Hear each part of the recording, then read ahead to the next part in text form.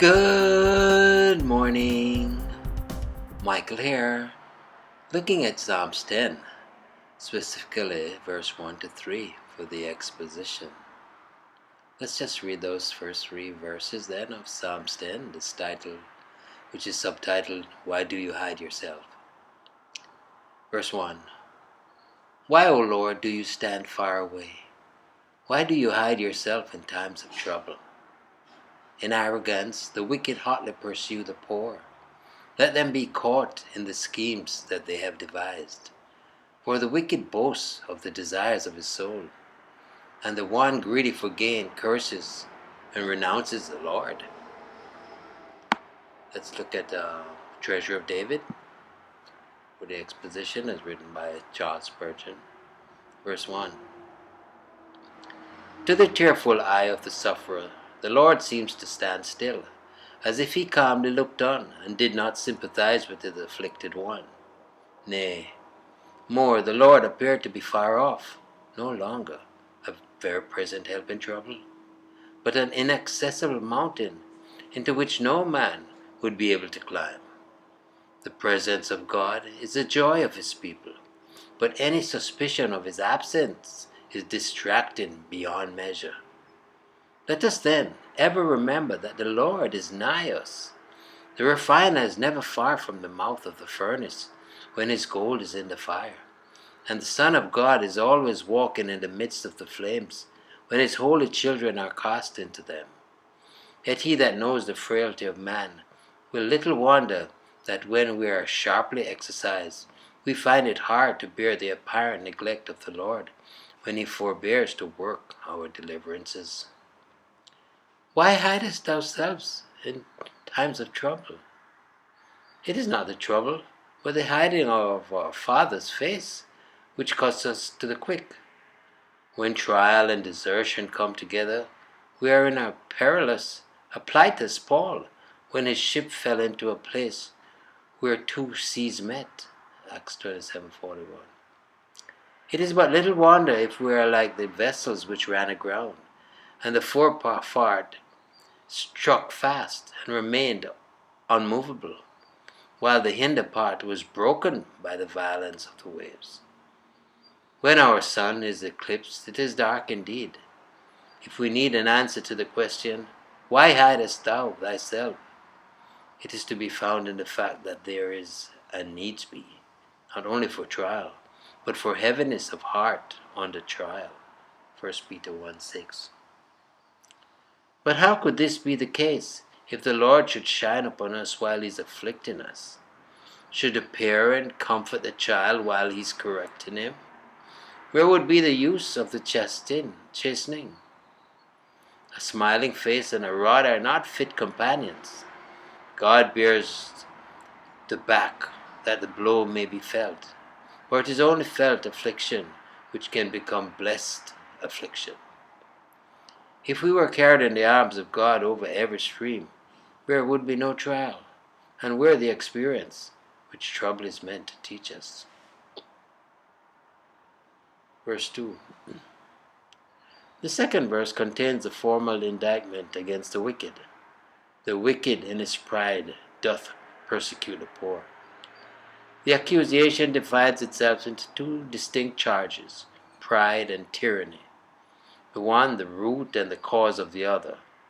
The second sentence is the humble petition of the oppressed. Let them be taken in their devices that they have imagined. The prayer is reasonable, just, and natural. Even our enemies themselves, being judges, it is but right that men should be done by as they wish to do to others. We only weigh you in our own scales, and measure your corn with your own bushels. Terrible shall be the day, O persecuted Babylon, when thou shalt be made to drink of the winecup which thou thyself hast filled to the brim with the blood of saints. There are none who will dispute the justice of God, when he shall hang every Haman on his own gallows, and cast all the enemies of his Daniels into their own dens of lions. Verse 3. The indictment being read and the petition presented, the evidence is now heard upon the first count.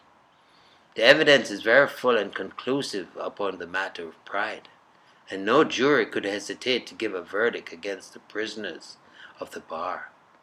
Let us, however, hear the witnesses one by one. The first testifies that he is a boaster, for the wicked boasteth of his heart's desire.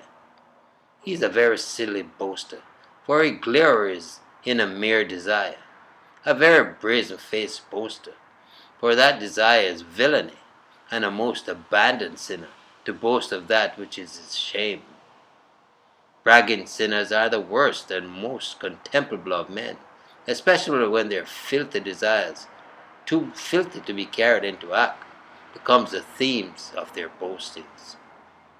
When Mr. Hategood and Mr. Heady are joined in partnership, they drive a brisk trade in the devil's wares. This one proof is enough to condemn the prisoner at the bar. Take him away, jailer, but stay another witness desired to be sworn and heard. This time the impudence of the proud rebel is even more apparent, for he blesseth the covetous, whom the Lord abhorreth. This insolence, which is pride unmasked, he is haughty enough to differ from the judges of all the earth, and bless the men who God has cursed. So did a sinful generation in the days of Malachi, who called the proud happy, and set up those that worked wickedness. Malachi 3:15. These base pretenders would dispute with their Maker. They would snatch from his hand the balance and the rod, rejudge his justice, and be the God of God. Oh, often have we heard the wicked man speaking in terms of honor of the covetous, the grinder of the poor, and the sharp dealer.